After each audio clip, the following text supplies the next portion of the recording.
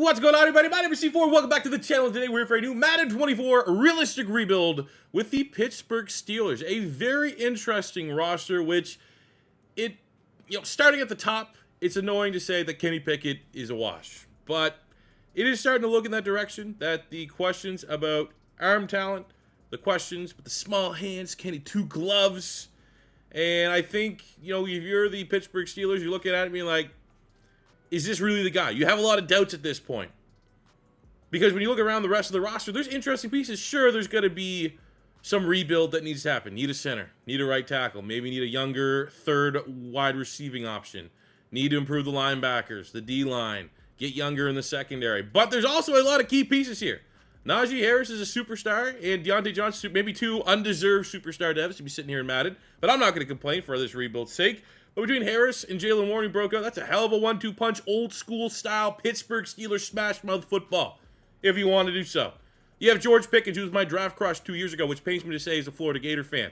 But at his high, the highs of George Pickens are as high as any wide receiver in the league. Freiermuth is a legitimate tight end 1. Braxton Jones looks like a future franchise left tackle. Seumalo is solid, come from the Eagles. Daniels is solid. You got some pieces there on the offensive line. Not a lot of holes on the offense, maybe just missing the quarterback. You flip to the defense, led by maybe the most underrated superstar player in the NFL. You got TJ Watt as an X factor. You got the veteran there, Cam Hayward. Probably, need to get younger across the front 3 here. Benton should develop into a nice player for us. We got Highsmith, who's going to be here for a long time. You got Minka, 94 superstar. You got Joey Porter Jr., a legacy player for the Pittsburgh Steelers, which was an absolute value pick. And if you're looking at value picks on the defensive side of the ball, put his name at the top from last year's draft class. That was a hit. Definitely need to get younger everywhere else in the secondary. Definitely need to get younger in the middle of the defense. But the pieces are here.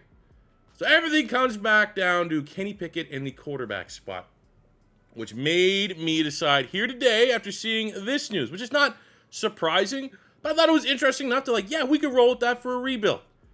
Currently, according to DraftKings, the favorite team, odds-on favorite to get Justin Fields is the Pittsburgh Steelers. Now, we've already done a hypothetical Justin Fields rebuild with the Atlanta Falcons, who are 4th to get him. That worked out well because we know the Atlanta Falcons have a very overpowered Madden 24 offense playbook. Pittsburgh, it's not bad. It's also, actually, honestly, it might be a little bit better for Justin Fields stylistically than it is Kenny Pickett. So that is what we are going to do. We're going to make a trade. Well, especially while we're in this hypothetical season, because, hey, Justin Fields could go up to the Raiders, or he could go to the Commanders or the Broncos, and that's just more content that we can create. So we're going to go, hypothetically, what if the Pittsburgh Steelers traded for Justin Fields and then went on a 5-year tear trying to win a Super Bowl? That is what we're going to try to accomplish here today. Statistically analyzing the Pittsburgh Steelers here for our year 0 offseason, they just didn't have much quarterback wise. It is what it is. I'm not sitting here saying it's over for Kenny Pickett. Complete wash. However, it's a very valid question to ask right now. It didn't look like everyone thought maybe during the preseason last year he was going to put it all together. The connection with him and Pickett was going to be elite. It's just unbiasedly fair to say you got a lot more questions than answers as far as Kenny Pickett at quarterback. You got a great 1-2 punch here at running back, Najee Harris, Jalen Warren. I think that's something we can build on. Hell, even throw in a little Calvin Austin. We know firsthand just how dynamic of a running back he can be from Madden. George Pickens went over 1,000 yards this year. Deontay Johnson, somehow with that dev trait, still good role player for the offense. Maybe potential trade piece, depending on how things shake up offensively, how the draft board falls to us, especially if we can go and get another big-time wide receiver for Justin Fields. Could make the argument, maybe we go somewhere else. Freiermuth is a stud when healthy. Confident he will be the tight end of the future for us. On the defensive side, you got TJ Watt, who I'm not going to start a TJ Watt, Myles Garrett debate. I'm a big fan of TJ Watt. It seems like a lot of people aren't a big fan of TJ Watt. I think if I'm picking a team and I'm playing a 4-3 defense, give me Myles Garrett. I think if I'm starting a team and I'm a 3-4 defense, give me TJ Watt. I think Myles Garrett might be a little more talented of a player, encompassing his elite, ridiculous, alien-like athleticism. But that is no disrespect whatsoever to TJ Watt, who's also one of my favorite players in the league. I think TJ Watt is an S-tier pass rusher. I think he probably should have won Defensive Player of the Year. I think the debate that J.J. Watt came out and said, what more would he have to do to win Defensive Player of the Year? I absolutely agree with that. And I think he should have got it. I think he got robbed a little bit. Highsmith is an outstanding duo, partner for TJ Watt coming out that other edge. In the secondary, again, we got Joey Porter Jr. We only have one pick. Played a lot better than that. Was a PFF darling and is clearly the top name on the list of where this secondary is going to be in 5 years. He's going to be a pillar. He's going to be a building block of this defense. So statistically, not a brutal year, also not a ridiculous year. And I think going forward, the Pittsburgh Steelers aren't a cheesy sim team by any means. So we're going to have to make a hell of a squad here for this team, I think, to go on a deep run. Now, the thing that is interesting is as we start year 0 offseason, we will pick up the 5th-year option for Najee Harris. But we only have $5 million. So Levi Wallace, veteran role player, can't afford to pay him if I wanted to. Same with Keanu Neal. So, I mean, the best part about it is that there's not a lot of guys that I'm like, I'm sad. I'm sad that we're losing. A lot of these guys, I probably would let them walk anyways. But going forward, if this is just the tip of the iceberg, that we are going to be in salary cap hell for the foreseeable future, and now that we are going to be, as soon as we can make a trade, trading for Justin Fields, you're going to have to pay Justin Fields, so we're not going to get that luxury of a rookie quarterback contract. There's definitely going to be added challenge outside of just building this roster to a Super Bowl caliber roster, because we are going to have severe salary cap restrictions, I think, for the first 3 seasons. All right, so here's the trade. I threw Kenny Pickett in just because it made the trade interest bar go what it is. I don't think this is going to be the actual trade, but I do think the 2nd-round pick is going to be exactly what the Chicago Bears get. I'll be shocked if they get a 1st-round pick. I think they could get a conditional 2nd-round pick where if certain parameters are met, and if I was the Chicago Bears and I was making a deal with the Steelers, I would say Justin Fields plays 17 games. Justin, you guys make the playoffs, which banking on Mike Tomlin's win-loss record, that could be an easy check mark to get that conditional, move that 2nd into a 1st, and then you obviously throw some performance into it, maybe be like 30 total touchdowns or something crazy like that. And I think that type of scenario, Pittsburgh Steelers fans will be fine if that 2nd turns into a 1st, because you got Justin Fields, you got yourself an exciting franchise quarterback.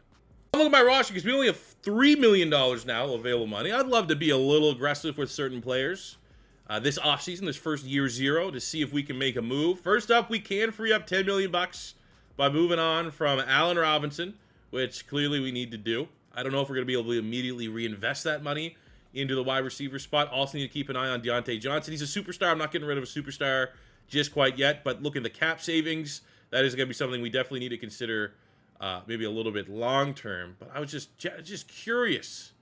What is, like, the Mason Cole at center? I feel like we could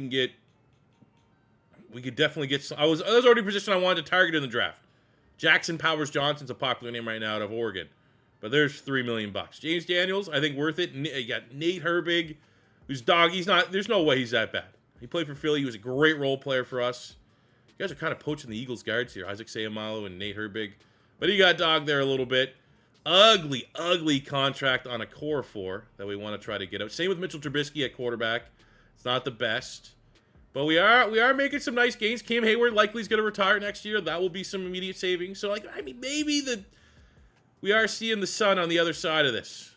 You know what I'm saying? I could see a way that maybe the salary cap hell that I am preparing myself for won't be too shabby. I think we keep Pat Pete for a role player at worst corner 3 next year. We could definitely survive with that. I think Casey here, that frees up almost, $2 million on the back end. He says a depth safety. He's not seeing the field. So, not crazy to try and make a couple cuts here. We should have, what's our war chest? We went from $3.5 million this offseason. I'm not saying we're gonna spend it, but I wouldn't hate maybe dipping our toe in a little bit. Now we got $25 million. All right, so looking at free agency, we have, as you can see, $7 million. I've dipped my toes in a little bit. Don't know if we're gonna get everyone. My logic is this: if we get Kyle Duggar, I'm gonna move in the middle linebacker. I think he can play linebacker. I think that is a role that he succeeded, kind of playing that sub-package linebacker for the Patriots at 6'2", 220 when he was coming out of Lenore Ryan. People thought he might be a linebacker anyways. So I think maybe get a little bit creative there. And then we threw a little bit of money at the big ticket, Mekhi Becton. 25-75 with a start of, tackle is a position we are going to need to prioritize at some point. We got Broderick Jones. We like that at left tackle, but we definitely need to get a right tackle at some point. I feel like if we can just get Mekhi Becton in our first free agency period, build around him, would be fine. And we're able to land at both. We get a new right tackle. We get a new middle linebacker. I'm all right with it. Just out of curiosity's sake, Kyle Duggar goes, he's run support. Again, more evidence that he should be able to make this transition and not have his rating tank. He goes from an 83 strong, I'm going to say at worst 81. I don't think he'll go up higher. Wow. Okay. Kind of bit us in the ass a little bit. I'm all right with it. So going into the draft, our big needs on the offense, third wide receiver. So a slot, you know, not necessarily a slot guy, more of an outside guy. I think Deontay Johnson can play in the slot. Need a center. We need, let's say a guard, maybe a guard. But center, third wide receiver. We need a middle linebacker, youth. That's a little bit late value. We're not going to go early on that spot as Brock Bowers goes first overall. Okay. Corner. Corner's likely where we're going to go. Bummer that Terrion Arnold just went off the board. We were at pick 20. So it's a decent pick to make a big-time investment. Looking at the players that are still available, what do we got at centers? Jackson Power Johnson still their first, second rounder. That's pretty damn good. And that seems like, from what I've been sniffing around, I've been doing mock drafts, this might be a guy. But Zach Frazier also represents great value, and we might be able to get him at pick 20 in the second round, or maybe trade up a little bit in the second round to secure his services. Look at the corners that are available. I think Cooper DeJean, that is a very realistic landing spot. We just used him not too long ago in the Eagles rebuild. Quinyon Mitchell could make some sense. That'd be a fun player to have in the secondary. He's a dog. There's some people that have him as the top overall corner in this. It seems like right now it's him or Terrion Arnold, who we just saw go off the board. Quinyon Mitchell has elite acceleration, great speed, big-time athlete. Don't know if the dev trait would be there. And it's almost,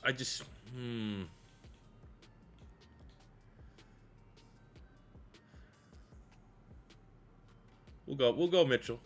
Please have a depth trait. Don't be normal. Thank you. Look at that. 94 acceleration. 94 speed for the player that was, by many accounts, the most impressive player at the Senior Bowl, which usually almost guarantees they're going to be... Like, when was the last time, outside of a quarterback, someone was outstanding at the Senior Bowl and wasn't immediately one of the best rookies of that class? Just doesn't happen.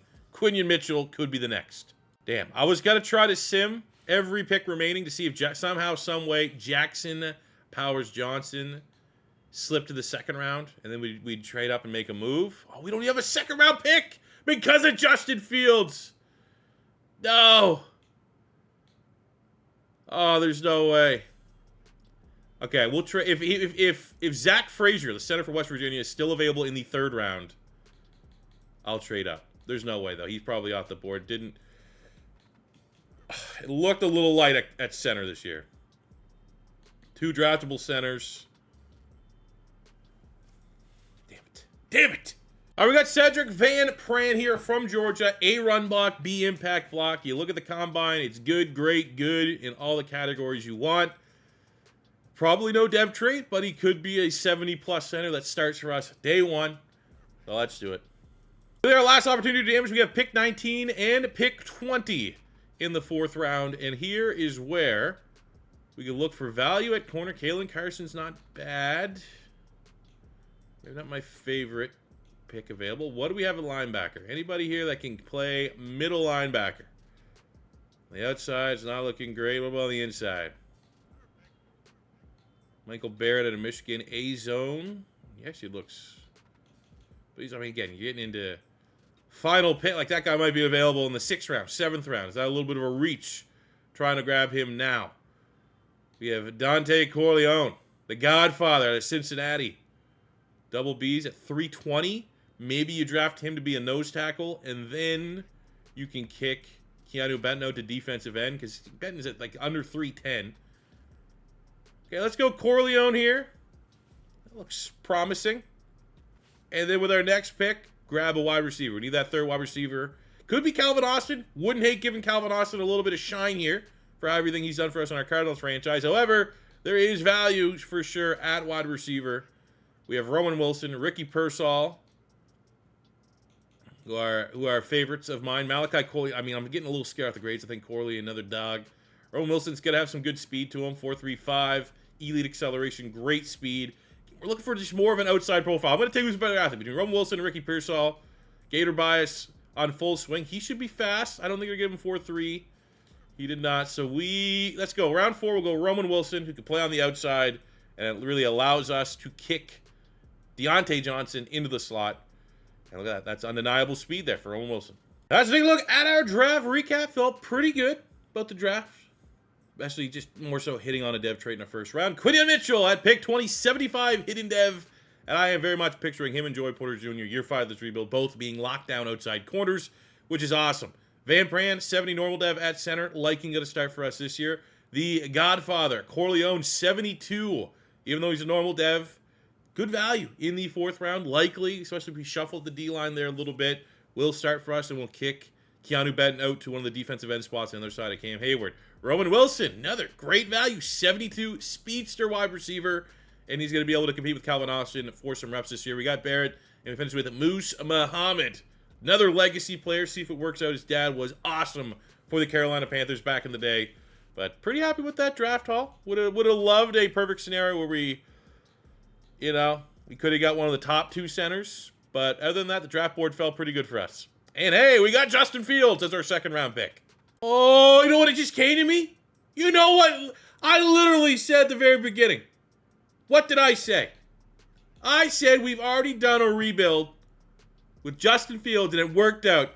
And what team did we do for that rebuild? Huh? We did the Atlanta Falcons. Who's the Atlanta Falcons coach?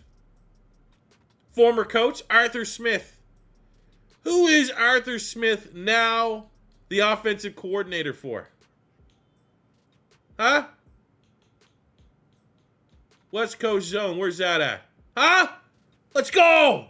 And something pretty badass early in the season. Rookie Dante Corleone, our starting nose tackle, gets a breakout scenario here against the New York Giants.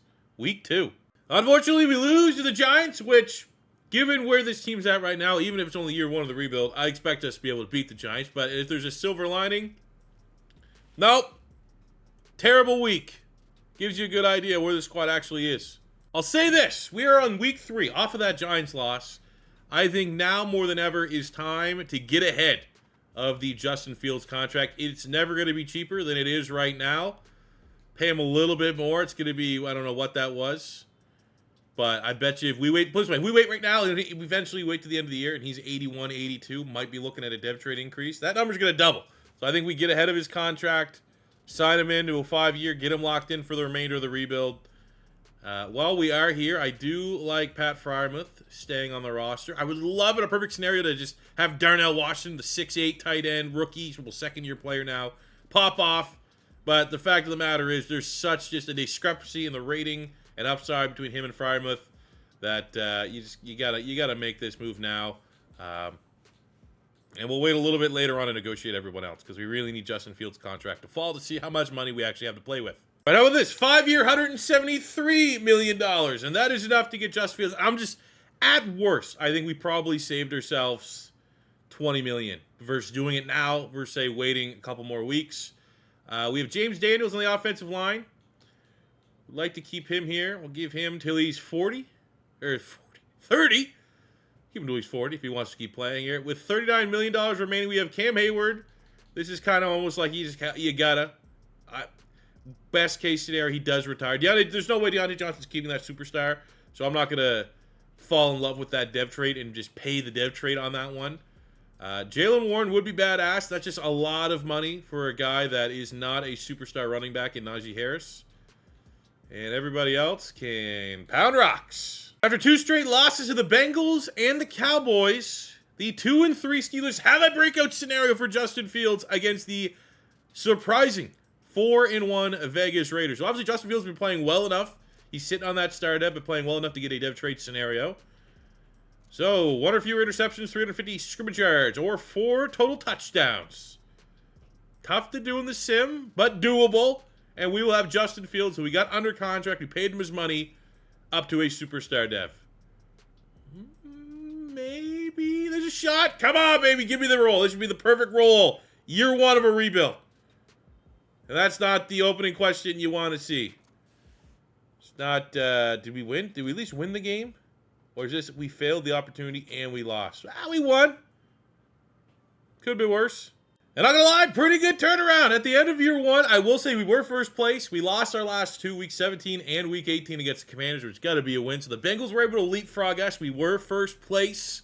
They were a game behind. We lost 2 in a row. They won 2 in a row, but still 10-7. We keep the Mike Tomlin above 500 streak alive. We make the playoffs year one of the Justin Fields era. And man, oh man, are we ever appreciating our new offensive coordinator, Arthur Smith. Number 2 offense in the NFL, a top 10 passing and rushing and third down percentage. The defense was outstanding. 5th overall, 1st in sacks. So I can just tell you right now, you know TJ Watt played to the level that he's supposed to, which is few and far between, especially in a 3-4 defense, especially generally in the sim. Elite players outside of Aaron Donald, I've found, don't consistently dominate. Looking at the stats here, we have Najee Harris in the top 3 rushing. He's going off. This might be, I feel like in real life, I don't get a true read on how Steeler fans feel about Najee Harris. I would say my gut is like they're all right with him, but I don't think they really want to pay him come contract time. Looks like a different story here in this rebuild. He looks incredible. TJ Watt led the league in sacks with 18. You'll love to see that. Let's take a look at the rest of the stats here. Justin Fields was 12th in yards, top 10 in touchdowns, 3,800 yards, 33 touchdowns to 11 picks to go along with 560 yards rushing and 7 touchdowns. So we got well over 4,000 yards from scrimmage. We got 40 bomb in terms of touchdowns. You cannot ask for a better year. Had we, again, conditional second round pick, can't really have those in Madden, but in real life, I think every Pittsburgh Steelers fan would be like, yeah, give the Bears their first round pick. We got ourselves our goddamn quarterback. Outstanding year from Najee Harris, 1,600 yards and 15 touchdowns. Not as much of a 1-2 punch. I actually thought, too, with the Falcons playbook that we're running now, I have a little bit more of an RB2 because Algier and Bijan Robinson, but that wasn't really reflected too much in the stats. So Jaylen Warren off to be RB1 somewhere else. George Pickens, a big dog. I like the fact that our 2 receivers that are going to be here next year were 1 and 2. 12, almost 1,300 yards on 88 catches, 12 tuds. Might be enough to get him off that start up to a superstar. I think it'll be close. Freiermuth with 880 yards, 11 touchdowns. That's going to be near the tops for tight ends. 8 and 3 for Deontay Johnson is about to hit the open market, which is going to open a door next year for Calvin Austin to likely start for us. And we're here to give Calvin Austin opportunities. On the defensive side of the ball, Kyle Duggar paying immediate dividends, even though his rating took a little bit of a tank when we moved him from strong safety to middle linebacker. 128 tackles, 4 TFLs, 2 sacks, 3 picks. That is outstanding return on investment. You already saw the gaudy numbers from TJ Watt. 73 tackles, 11 TFLs, 18 sacks. We got 8 sacks from Highsmith, 6.5 from Hayward, 4.5 from Benton. Corleone was decent. Didn't play a whole lot for our nose tackle. That's a little interesting. Duggar, 3 picks. Joey Porter, 2 picks. Our first round pick with no interceptions, Quinyon Mitchell. Not loving that, but it's early. He has 4 more years to make an impression. MVP goes to Dak Prescott. Justin Fields already in the top 5, which is absolutely outstanding. Both Fields and Najee Harris making the short list for Offensive Player of the Year. TJ Watt runner-up for Defensive Player of the Year. Offensive Rookie of the Year, we got no one. Defensive Rookie of the Year, we didn't even get an honorable mention. For quarterback, Justin Fields already in the top 5 in the AFC. We'll take that. Top 5 for Najee Harris. We got 3rd overall for Georgia. I think he might get that dev trait. If he's 3rd overall in the AFC for wide receivers, cautiously optimistic. We'll leave it at that. We got linebacker of the year, TJ Watt, outstanding. DB, we didn't really have a whole lot. Some rookie, Tyler Newman, the safety out of Minnesota for the Raiders. Very interesting seeing that. But overall, great individual success. The team success is there. Can't ask for a whole lot more. I think I would love a couple nice dev traits come the end of the season. But we start our journey, very tough matchup on the road against the Buffalo Bills, a team that is more desperate than us to finally win. They're in their window more than we're in our window.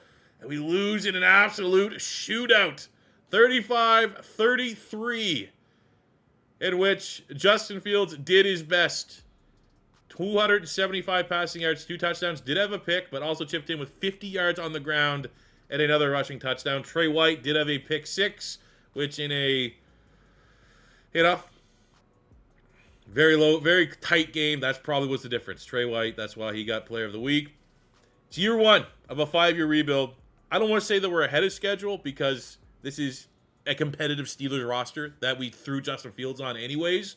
I feel like we're in a really good spot, though, and I think we got to be happy because things could be 100% opposite. We could have all these talent in place and we're underperforming. We're in that 3-4. TJ Watt had 8 sacks or something stupid like that. Justin Fields had barely more touchdowns than interceptions. Like, I know that's a totally plausible scenario. And I think where we're at right now, we're only going to get better. At the end of year 1, the Cowboys defeat the Raiders, surprisingly. Well, not surprising for Dallas, but Raiders made the Super Bowl. Very interesting, 28-13. But what we really care is about our depth traits. And I already saw the big one. And I can proudly say, Justin Fields is up to a superstar dev. Najee Harris makes the jump from superstar up to an X Factor. We lose the depth trait on Johnson, which honestly is a win for us because we didn't pay him. George Pickens makes the jump from star to superstar. Pat Freiermuth makes the jump from star to superstar. All wins on the offensive side of the ball. Defensively, we got double depth trait loss for Cam Hayward. Kyle Duggar makes a jump from star to superstar. Great return on investment from free agency. We did lose to superstar on Minka. TJ Watt keeps his X Factor. Quinion Mitchell's hidden dev is a star. I think if I'm just nitpicking, I would have loved to see Corleone and Benton, both who started all year, one of them go up to a star dev. But end of the day, that's a win. Big win for us going into our offseason here. Got to trim a little fat. We can finally get out of Mitch Trubisky. I would have kept Trubisky if he had a mentor dev trait or anything like that. Does not, so we're not getting any extra XP, so we'll free up $4 million there. We're going to save another decent chunk of money, getting rid of Larry Ogunjobi, about $4 million.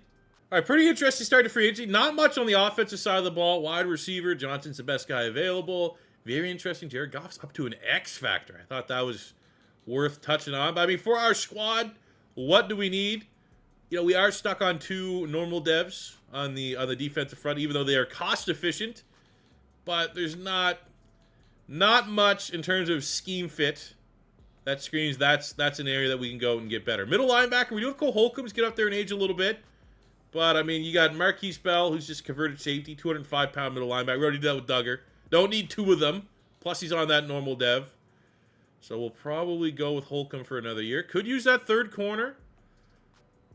But, you know, love seeing fan of the channel, Rasul Douglas, up to an X Factor. But we need a slot.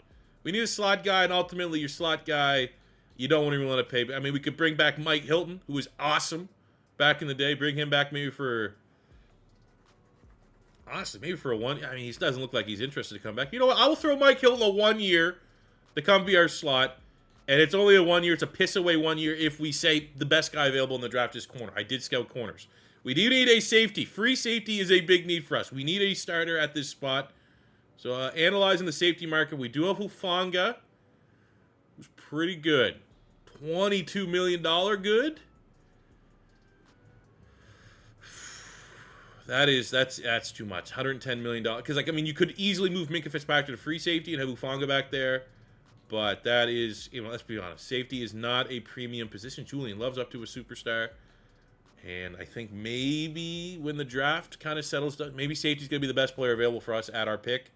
So I think we'll see if we can get Mike Hilton, reunite on a 1 year. Bring that veteran into the secondary. We lost Pat Pete to retirement.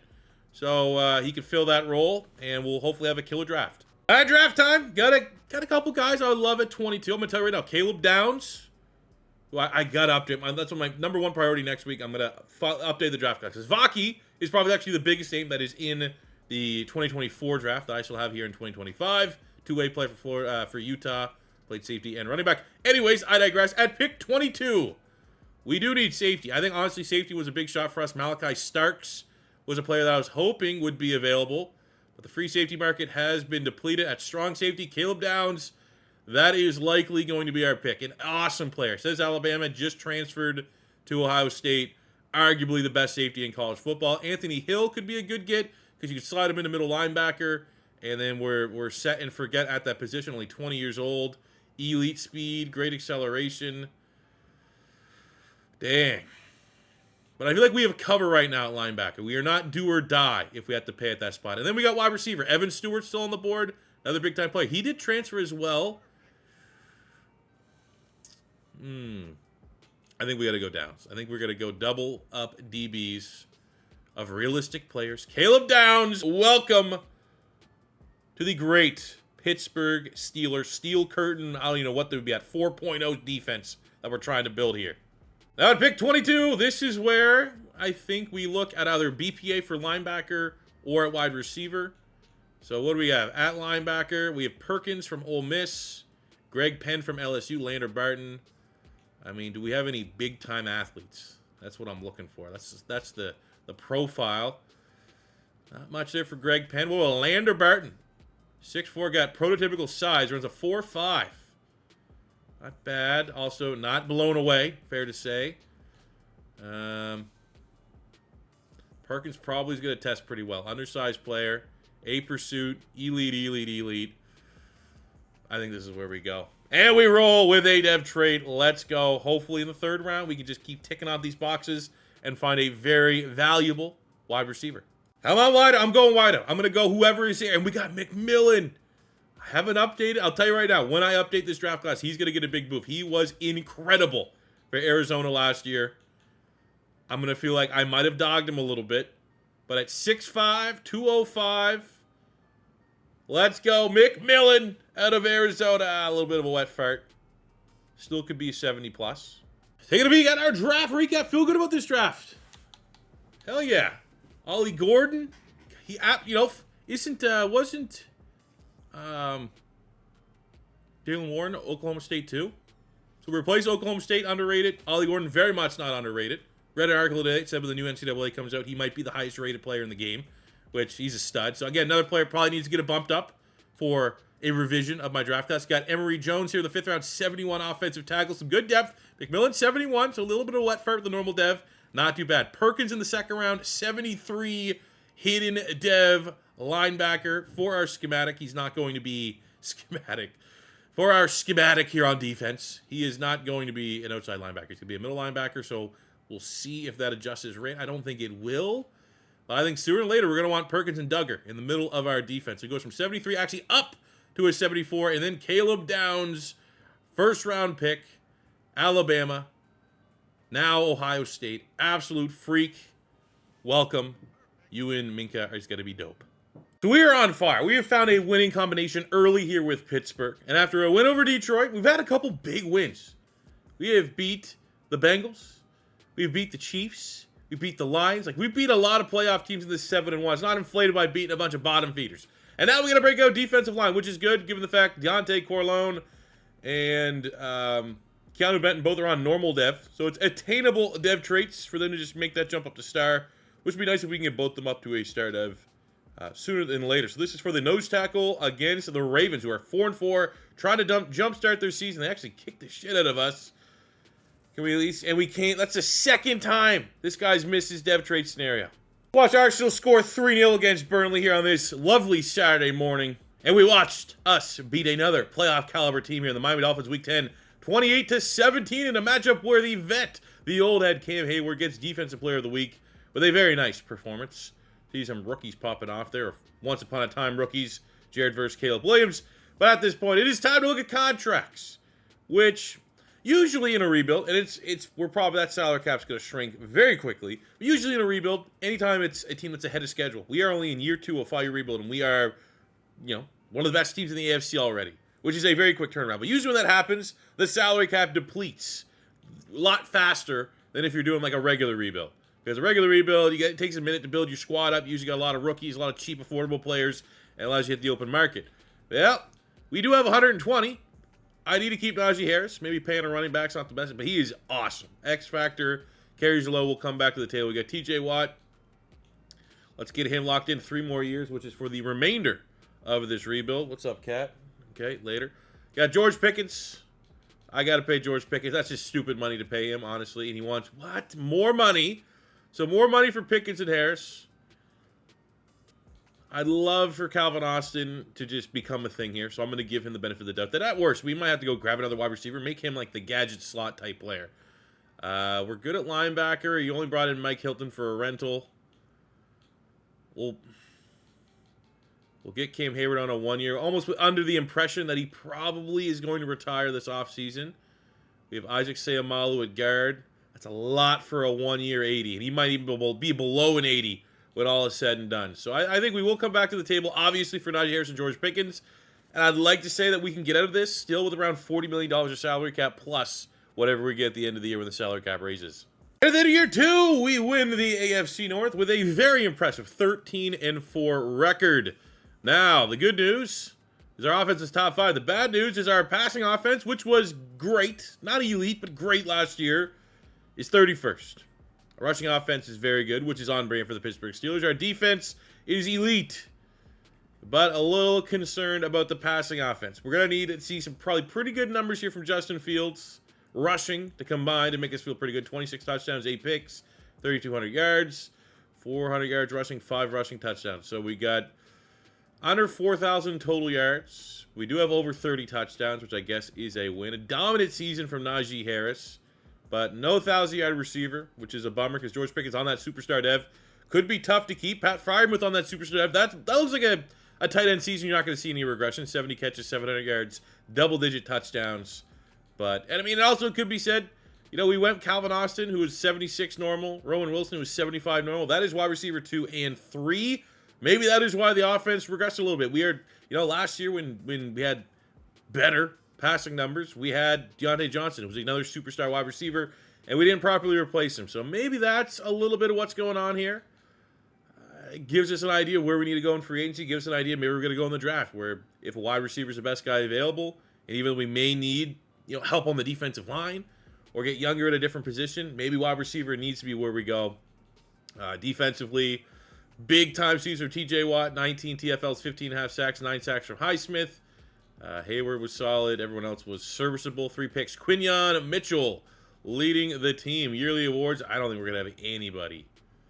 I don't think we did. Well, TJ Watt, runner-up for Defensive Player of the Year.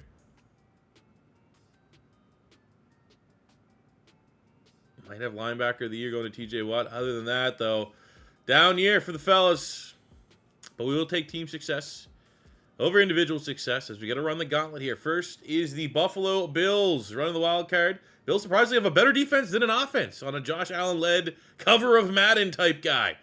And we handle business 17-10. Get the playoffs started out right in a game where TJ Watt, 4 tackles, 2 sacks, forced fumble, recovered said fumble, is a player of the week performance. And we are going on into the next round, taking on the Indianapolis Colts, 11-6, led by Jonathan Taylor and Anthony Richardson. They're the number 2 offense. And with Anthony Richardson, 37 touchdowns. Their defense is scary as well. Things you do not like to see.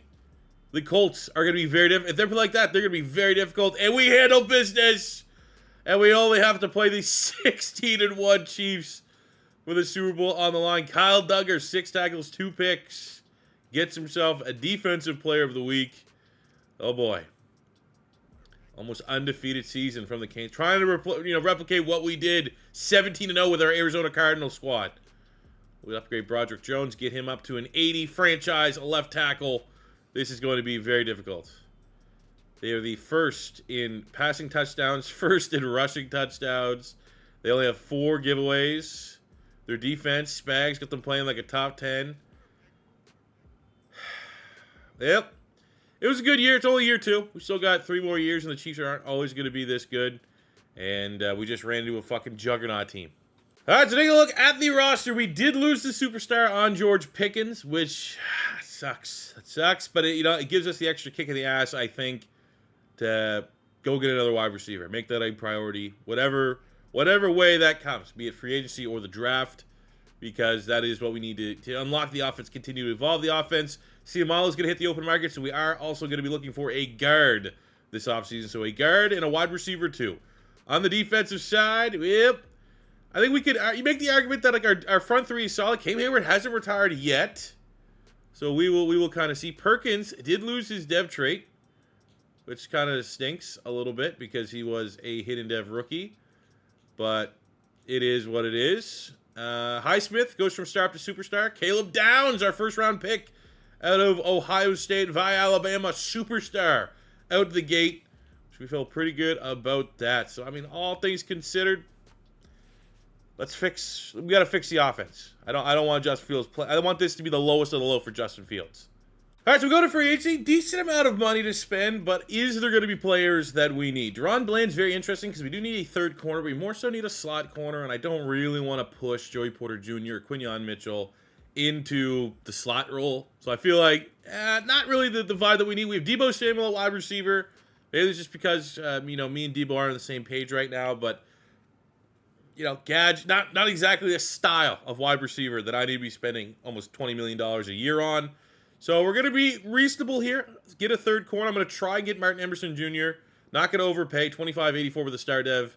Competitive offer in there from the Panthers, but if we can get him, he'll play in the slot. And then I got Connor McGovern on the offensive line. Actually, looks like a kind of weak offensive line draft class. Usually I feel comfortable being able to draft at least a 70-plus, potentially 70-plus dev trait guards. You get those guys day 3. It doesn't look like a great guard draft class. So I do feel like wide receiver, which is a big need for us. I think there's 2 or 3 that look real good that should be available late first round. So I want to try to handle our business elsewhere. So we do get Martin Emerson, so slot corner. We do get a starting guard. So reality is wide receiver. Maybe try to get someone with some upside, and by that I mean a dev trait on that defensive line, because Benton and Corleone just don't want to get off those normal devs. But really, it could also turn into a BPA type scenario for this draft. Our team is that complete with no real weakness. So we're not really in the position to trade up at pick 30. We just really got to hope and pray the wide receiver market didn't get depleted. I focus scout 3. Oh, great. Okay. Well, we still got some on the board here. Darren Duval. Ugh. I mean, let's be honest. Letter grades for wide receivers don't always matter. A C's with like a great athletic profile. We got elite and good here from Darren Duval, 6'2", running a 4.41. Not bad. We have Kevin Taylor out of Florida State. Does have A catching. Go along with great, good. A little bit on the slower side, a little bit on the less athletic profile. Alfonso James at Alabama. This is the big body guy. If we want to just sell it and have like a basketball team. B catching, couple C's. Elite jumping. The vert, the broad. So he's the most desirable elite traits. However, the speed is kind of lacking there. But I'm going to be honest. 6'5" with a 41.5-inch vertical is absolutely terrible. Like right now, that's the best wide receiver that I think that's on the board. Just because, when in doubt, who has undeniable traits? When you are kind of at this spot where you need a blind pick, and we just got like a couple average guys, and my almost thing is like I could see Duval being 73. I could see Kevin Taylor being 74. I could see them both, though, likely being normal dev. Fonzo James might be a 70, might be a 69 with that FD pro running. But because he's 6'5" with 41, we'll go with this one. You go with the athletic freaks. They at least almost give you a shot at a dev trait, which is what we need at the end of the day. And that is exactly what we get. A 6'5", 222-pound freak. 90 speed, 95 jumping. Might take him a little bit to get up to speed with that 87 acceleration. Hell, even that 90 agility and 89 change of direction is freaky for a guy that big. Hopefully the rating, though, I'm prepared for that rating, maybe a little underwhelming, like a 71, 72, where in reality, for my standard, I like to get 75 pluses in the first round. But I don't know. Maybe I'm also just trying to justify the fact that there wasn't maybe it wasn't the best wide receiver class.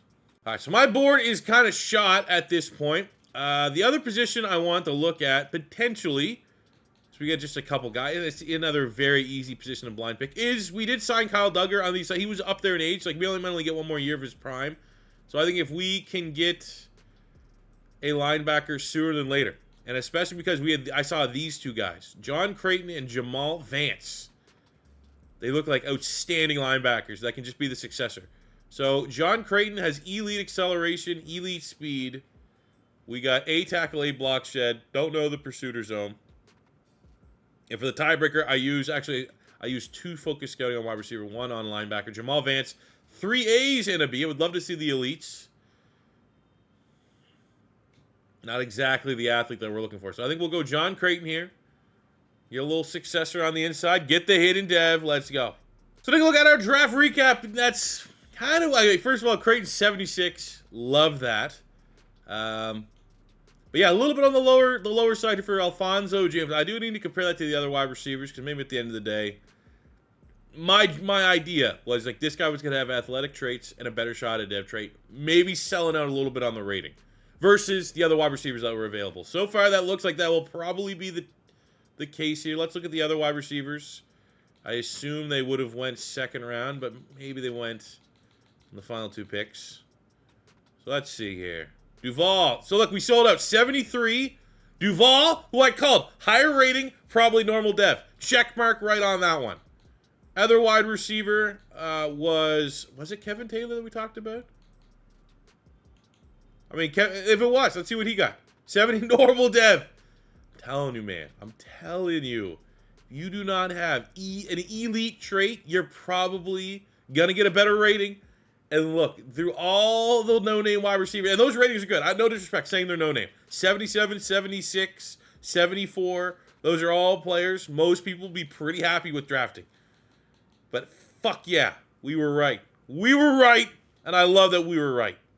Year 3 for the Pittsburgh Steelers, everything has generally been going smoothly outside of getting like a sneaky early Super Bowl win here. I think everything else has gone as planned. And looking at the changes we have, well, we're hoping that James, our first-round pick, is going to be a baller for us. So we're going to play him on the outside with Pickens, with Calvin Austin in the slot. We got McGovern, who we landed in free agency, which really helps pull this offensive line here all together. And I really do think the big change is Najee Harris has been very consistent, but our passing attack from year 1 to year 2 dropped off a cliff. So we need Justin Fields back to playing as a quarterback. They can get you, 30 touchdowns, 35 passing touchdowns on top of what he can do as a runner. Defensively, still hoping that we can get some development out of the front 3. Likely going to be our final year with Hayward on this squad. The linebacking core looks great. Kyle Duggar up to an X factor, so that's been a great investment for the squad. We added Martin Emerson, so really to complete the second, we probably have one of the best secondaries in the entirety of the AFC. So I'm expecting another very competitive season. But ultimately, in terms of question marks, in terms of what I really want to see, it's Justin Fields bounce back and have a better year passing. All right, camera wasn't recording properly. I had to pay Minkah Fitzpatrick and Joey Porter Jr. So that has given us $18 million remaining of salary cap. We have Kyle Duggar, 84 X factor, but he's 30. So that's where it's like, that's only going down. We just drafted a hidden dev linebacker. Perkins is nice. I think this is where we use our head a little bit. You have Keanu Benton on that front. He's interested, so we're not going to have to overpay him a crazy amount, even though that is pretty expensive. But I think he's going to be better for us in the long term, and we can't just pay the dev trade. At the end of year 3, we had a great record. All things considered, 13-4, pretty good, but the Ravens were just a little bit better. The bad news is our passing offense is still in the dumps. I don't know what has changed. We got 23 touchdowns. I'm confused. This is the Falcons playbook, where Desmond Ridder will often get 30-plus tuds. What the fuck happened? Look at year 1 of this rebuild to now. I mean, again, still wasn't crazy, but 33-11, now 26-23. And the only way like that's serviceable is if Justin Fields getting you 700-800 yards rushing and almost 10 touchdowns. And we're not getting that. So a little bit of adversity, a little bit of after we paid Justin Fields, his play has dropped off. Luckily, Najee Harris has been great.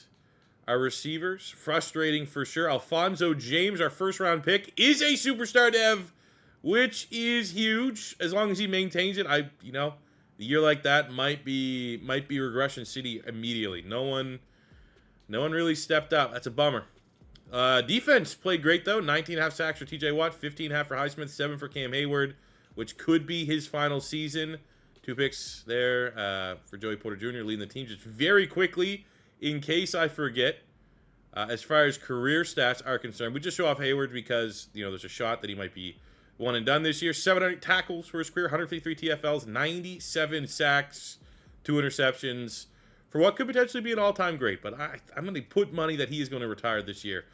Last year we went on a playoff run. We'll see if we can do it here in year 3 with our limited passing offense, taking on in the wild card round, the Houston Texans, where he handled business 35-31 in a shootout, where you see Najee Harris, 169 yards rushing and a rushing touchdown. He also had 2 receiving touchdowns, 3 total on the day. Very impressed with that performance, but we're going to the team that we ran into last year that knocked us out, and that is the Kansas City Chiefs, who have a quarterback who has 36 touchdowns to only 1 interception. It's Bummer. That's a bummer. That 2 out of our 3 years so far, we've had a good team, and we've just, LOL, we're playing the Chiefs. Nothing you can do.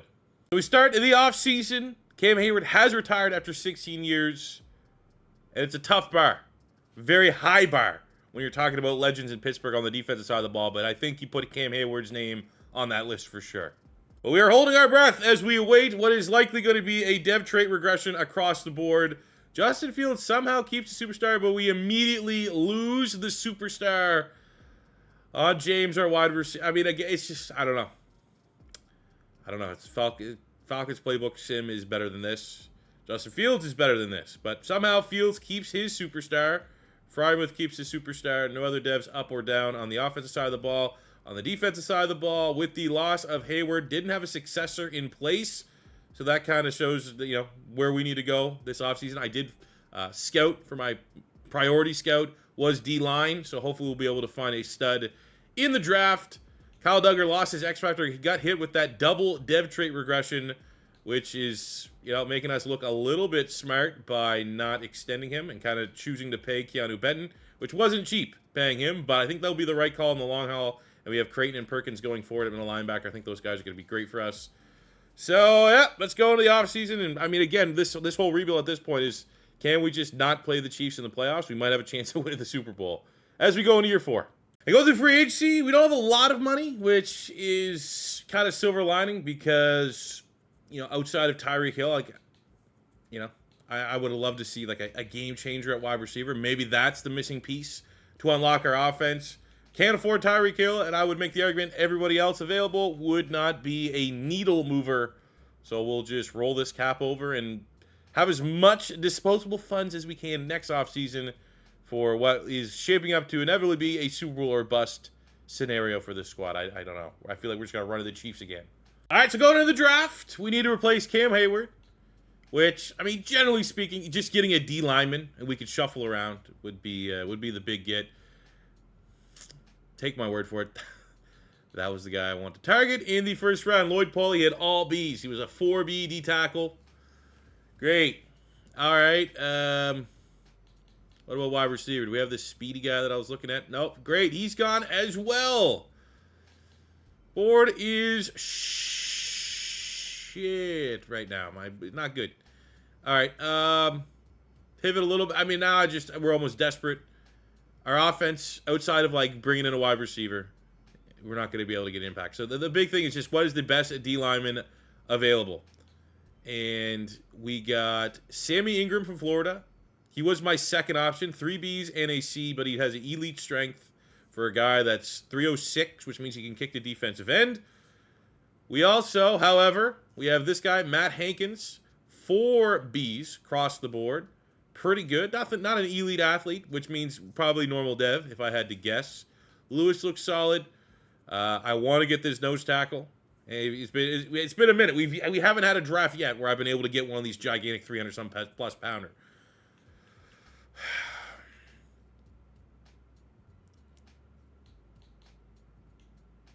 All right, that's what we'll do. We'll go Ingram, and I'll get the nose tackle, and we'll fully revamp the front. Let's go. Hidden dev. 95 strength. What a hoss. Because our draft board is destroyed everywhere else, we'll continue just to go with what we know on the defense. And that is getting a 360-pound cheesy nose tackle. Let's take a look at our draft recap. We went heavy on the defensive line. Not one man's going to be able to replace Cam Hayward, but I'm hoping two can. Sammy Ingram, 74, hidden dev. Now let's see what happens when we switch his position, as he is going to be the right defensive end, I think, in our scheme. So it goes from 74. Should not tank his rating down to a 73. It's not too bad. Barry Mooney, 72 with the hidden dev. We got a 71 tight end. Raheem Phillips here out of Texas A&M is some depth behind Pat Freiermuth. Rest of the draft class, my draft board let me down. In year 4, 5-2, competitive. Actually, let's sim this one here week 8 before our bye to see who the top dog is early on in this season in the AFC North as the 5-2 Steelers, 5-2 Bengals meet. And we're able to just get by 21-14 to sit atop. And look at our passing offense. I'll take that. It doesn't need to be. I know the strengths and weaknesses of Justin Fields, but we just can't be bottom 3. Get us somewhere between 8 and 15. I can live with it, knowing that this offense goes through Najee Harris right now. But take a look at our contracts. Final opportunity. Who's going to make it the full rebuild? $41 million remaining. Ooh, we're going to need to spend a decent amount of it. So we're going to start at the top. We might as well with Highsmith, who has definitely come on the last 2 seasons. That's going to take up a significant chunk of our salary cap. And it is going to make it likely very difficult to re-sign Broderick Jones. But we'll try our best here. I think if we come back at the end of the year, we'll be able to get Broderick Jones, but we won't be able to sign Becton, so we'll need a right tackle. We'll need a new center. So right tackle, center going in the draft. We need 2 new guards. So left guard, center, right tackle. All right, we got some decisions to make. We'll wait to the end of the year, though, once we get a little bit more salary cap. And in the year 4, we're back on top. The AFC North. Our passing offense faded, though. We went from 12th to 27th, and that's just, it is what it is. And at least it shows you that as much as playbooks are an issue, you know, you get different things, right? Because we're getting different numbers than we did with the Atlanta playbook when we were in Atlanta with Justin Fields than we are with the Atlanta playbook when we're in Pittsburgh with Justin Fields. But not a brutal year, 31 touchdowns to 6 picks. We will definitely take that. Najee Harris continues to be an absolute monster. Everything runs through him on the offense. We got George Pickens back up over 1,000 yards, which is a win. Like, I'll take that. We have on the defensive side of the ball, we got some pressure. Creighton and Perkins played well. 17.5 sacks for Highsmith, 12.5 on 20 TFLs for TJ Watt. Ingram, our rookie, not bad. 14 TFLs with 6 sacks on the season. His hidden dev, it's a star. I thought with that big-time strength that he had, there might have been a shot at him going off a little bit. What about our other D-tackle? I don't know if he would have played enough as our nose tackle. He did, and he's superstar. So hopefully we get a good role and we don't lose that dev trade immediately like we did with our wide receiver. Like we've had some harsh dev trade regressions. Like, in my opinion, I know there's an argument to be made that if they're not good, they should lose their dev trade the same as any other player. But I almost feel like our rookie should never lose their dev trade regardless. Because, like, it kind of... My argument, people are saying, well, C4, if a rookie can't lose a superstar, you know, that's not realistic. But I would make the argument it takes away from the game because sometimes you get those, like, 67 backup dev trade, you know, just backup players. You're never going to play them because you have a starter in the spot. And if they have a superstar dev, they're just going to lose their dev trait because you didn't know what you had. And there was no reason to play them because you already had a better starter. You shouldn't be punished, I don't think. Rookies should not lose a dev trade, in my opinion. I don't know if that's a hot take or not. But we have Najee Harris in the top 5 for Offensive Player of the Year. Highsmith and Watt, number 2 and 3. So that's pretty good. Sammy Ingram wins Defensive Rookie of the Year. Ooh, so we could end up potentially with 2 superstar D linemen from the same class. And that is absolutely how you go out and replace, or try your best to replace Cam Hayward in one offseason. As we have Highsmith win the Best Linebacker of the Year, which, I mean, he's on that superstar dev. So that could be a shot that we have 2 X Factors come year 5 with TJ Watt and Highsmith both being X Factors. We have our 2 rookie D linemen who both should be superstars. We got a first-round bye here in year 4, have a chance going to win. And Justin Fields probably playing the best football of his time here in Pittsburgh. Everything is lining itself up to be pretty good. We'll go in here, auto-upgrade our players real quick, just so we can give them the best shot.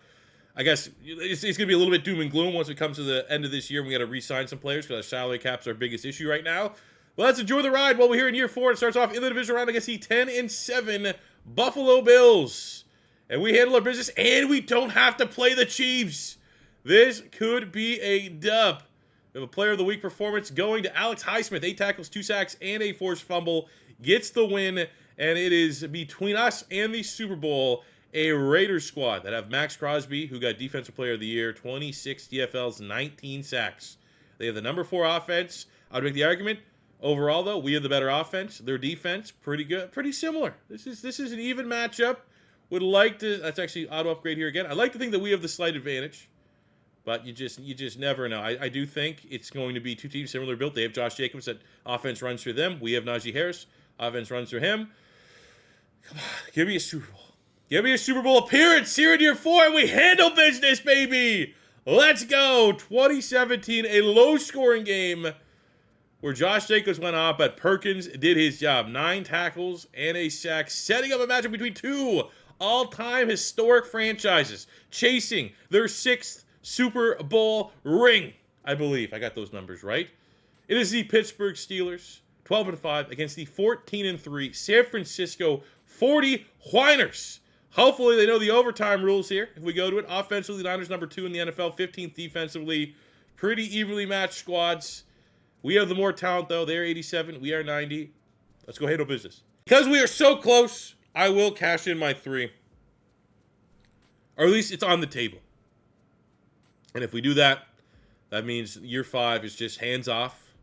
But I feel like this is a good opportunity. I would love this to be my team dominates. We just straight up out-sim them and can beat them within the confines of the sim. And we'll see. We're both starting at 7-7. We're going on a drive there. Go ahead, score there for the Pittsburgh Steelers. Niners equalize right way. So we're going back and forth here. And I'm seeing enough out of this team for me to say, like, maybe we just let this one ride. Maybe this won't be our only swing at a Super Bowl. Come on. Oh, I might have to cash this one in.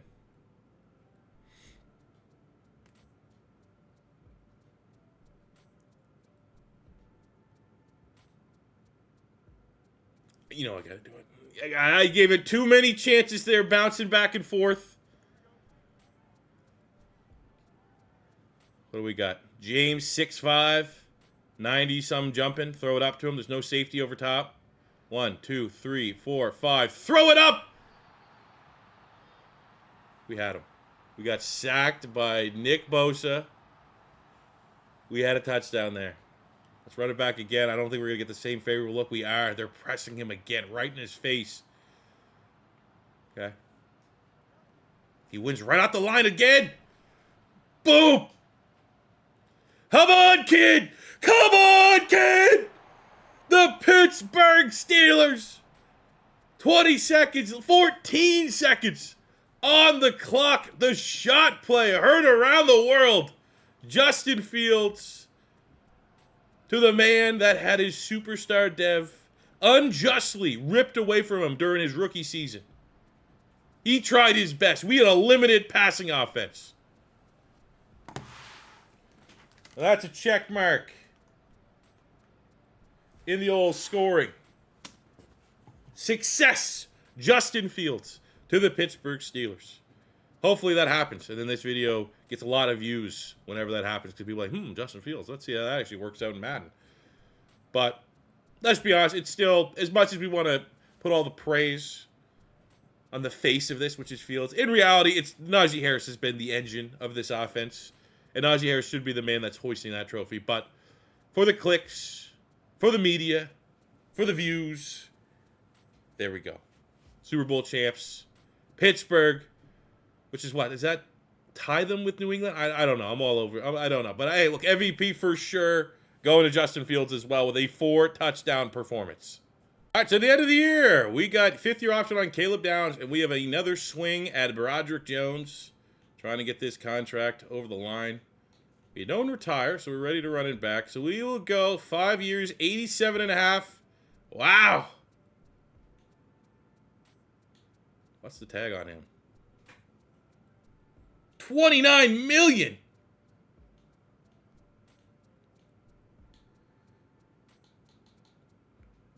I can keep my center for that price. I can keep our other right tackle for that price.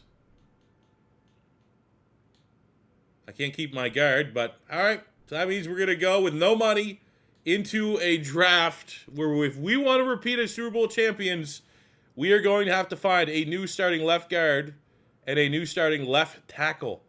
Very surprised, man. Broderick Jones wants to dip. Damn. All right, so the best thing going into the final draft, you know what? I will say, there is something about when I actually need to find starters in the draft that make the 5th year mean a little more when I have to. A lot of times if our team's complete, this year's just a piss away and I'm trying to just draft the best guy possible. All right, so my left tackle that I wanted just went. But the good thing about Madden is, you know, you can pretty much just get the best lineman available. Right? You go best lineman available, and you can find a way to wiggle them around a little bit. We have a couple guards here that look solid. Blake Nowak. It's probably Novak, pronounced that way, at a UCLA. 6'6", 345, so absolutely can play at at tackle. He looks solid. Pretty good athlete all across the board. Couple nice centers there that could potentially play guard eventually. Trent Howard as well at 6'5", has the length. A pass block. Not as good of a combine. Good agility, though. A pass block. B run. Does this guy have an A? I feel like you gotta go with the A at the important spot here. Scouted him as well. So we'll go Trent Howard, and then we'll go best lineman available with the second-round pick, and hopefully keep rolling, and we get a dev trait. Very nice, but my plan is to kick him out to left tackle. So all the way, I picked 32 in the second round. Really, we're just going to make this pick, get out of here, let it follow the draft board, get a couple names, but nothing too much here because we did focus on the O-line, which is not a lot of people. We got Mick Lake, who we did scout, 3 Bs. And he's a big time. I mean, this is easy pick. Dev trait. Oh, no dev. Interesting. Should have a good rating. We needed a new left tackle and a new left guard. And I think, at least at face value, we got some serviceable players. Oh, yeah. We followed the draft board as well. We got a 70 wide receiver, Bo Barker, out of Boston College. Late, good depth. A 70 wide receiver in the 4th round, Tyron Chambers at Owazu. We got a nice running back depth. 75, Dominic Bonds out of Oregon State. 94. We go with the athletes. Hell yeah. Could be a return man for us. Give me Willie Parker vibes I'm throwing up. But Lake, kind of surprised didn't have a dev trait, but 74, not a bad starter. Serviceable, we can get by. And then we got Trent Howard, 77 with the hidden dev. Now he's 77 at guard. I don't know how big. I'm going to guess 75 at left tackle. Maybe it won't be that hard. Maybe he'll hold his rating. 76, all right, I'll take that. I think that's fair. All right, so here we go. Year 5 of the Pittsburgh Steelers. We're going to defend our Super Bowl championship. And on the offensive side of the ball, ready to run it back with changes at the left-hand side of the O-line. No more McGovern, replaced by Lake. So that's a 6-point loss in terms of base overall. No more Broderick Jones. We're going with the first-round pick, Howard. And that's 8-point difference overall. So we're going to need the offensive line here to rally together. And luckily, we got Justin Fields can make plays with his legs in case the O-line can't hold up. So I'm not overly concerned, but it is worth noting. And we have twice in this rebuild had a superstar rookie lose their dev trait as a rookie, as Mooney here at nose tackle was a superstar, immediately lost his dev. And luckily, we did gain a superstar in Ingram, but that's because he won Defensive Rookie of the Year. So, he should have gained it. So, I mean, we've gone through some adversity. 2 dev trait regressions very harshly. One on offense, one on defense. Look at that. Quinion Mitchell up to a 93, Joey Porter 91. This secondary, Caleb Downs 92, 91 for Minka. I think we have, pound for pound, defensively, the best in the AFC, arguably in the NFL, and offensively, we could beat anybody. And in year 5, at least we get a chance to defend our crown at 14-3. I believe that's our 3rd divisional title to rebuild. Top 5 offense, number 1 defense in the NFL. A bunch of absolute dogs. Offense, defense, grindy. This is a Pittsburgh-style team. We run the football. Smash mouth. We play good defense. It's everything you could ask for. Justin Fields playing well.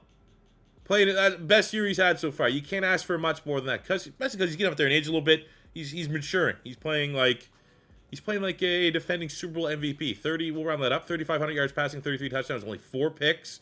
Najee Harris continues to absolutely crush it. On the receiving end, we got 1,000 yards for George Pickens. Not going to get too upset about that. Defensively, Perkins and Creighton, tackle machines, 20 sacks for TJ Watt, 13.5 for Highsmith, 8.5 from Ingram, 7 from Keanu Benton. And I will say, interceptions for how good our secondary's been between Minka Fitzpatrick, Caleb Downs, Quinion Mitchell, Joey Porter Jr. I don't think we've got more than 3. A lot of talent back there. Maybe not a lot of ball hawks. We just shut guys down. Take a look at MVP. Lamar Jackson is there. Justin Fields making the top 10. Not shabby. Defensively, TJ Watt, runner-up for Defensive Player of the Year. Najee Harris, runner-up for Running Back of the Year. We get TJ Watt. Look at that. Yeah, that's what you love to see. That's what you love to see. And at least we get to kick our feet up here. First round bye to await our opponent as we look to win 2 Super Bowls. Try to equal what we did in the Panthers rebuild, which we've only done once here in our Madden 24 realistic rebuild. That is winning multiple Super Bowls. We'll upgrade here as much as we can. A couple depth guys. I think that's what we need. Those guys there are glue guys. They're the kind of guys that are going to propel us in a divisional game against the Houston Texans, who have the 7th ranked offense, 22nd ranked defense. So should be a high-scoring game. I like our offense in this matchup with how Justin Fields has played. Fields versus Stroud. Ohio State versus Ohio State.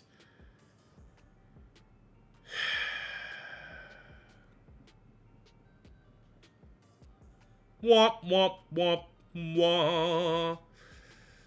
One and done, huh? 28-23. I mean, not Justin Fields' fault. 330 yards passing, 2 tuds, no picks. We just could not stop Dameon Pierce. 3 rushing touchdowns. George Pickens had a day. Calvin Austin, I love seeing that. Really, how the fuck did we lose this?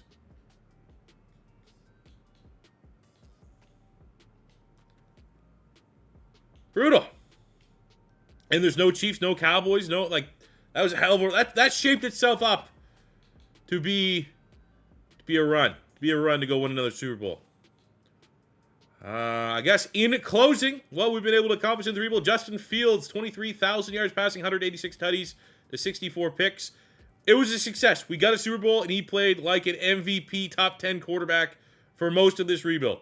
Najee Harris, almost 12,000 yards rushing, 94 touchdowns. Honestly, probably like a fringe Hall of Famer pace with how he has played, which, given how he's played in real life, that's a win. You take that every day of the week. On the receiving standpoint, we got 7,000 yards, 53 touchdowns from George Pickens, 5,200 yards, 53 touchdowns for Freiermuth. Austin, we never really got that other guy, though. I think Alfonso James losing his superstar his rookie year definitely stunted the ceiling and capabilities of this offense, I think. Defensively, Minka, 800 tackles, 700 for Watt. Oh, my God. 180 sacks. TJ Watt. So, you know. How old is he? He's 12 years. You know, he's still he'd probably break the record. I would say you got to give him at least 2 more seasons. What's the record? 200? Bruce Smith. And Bruce Smith stayed and padded his stats. Everyone knows true sack god is Reggie White. 92.5 there for Alex Highsmith. 23.5 from Keanu Benton. We got 26 picks from Minka. 10 from Joey Porter Jr. Quinyon Mitchell, our first round pick of the rebuild. I mean, he developed great, but just not a lot of box score production for him. But I will take 93 through a 5-year period. So at least it goes down as a successful rebuild. And because it was a theme rebuild, you know, because we did it wasn't just a natural, realistic approach. We started with a big trade with Justin Fields. Might be able to double dip back here again with the Pittsburgh Steelers, but because we got to put in Howard, another superstar, we drafted 3 superstar players in this. 4. What we got? So Howard was a superstar. James was a superstar when we drafted him. Mooney was a superstar when we drafted him. Caleb Downs was a superstar when we drafted. So just drafted incredibly well. I think all in all, very good rebuild. I hope you guys think the same, enjoyed it. If this is your first time stopping by, don't be afraid to hit that subscribe button, smash the like button. If you enjoyed, let me know in the comment section below what rebuild you guys would want to see next.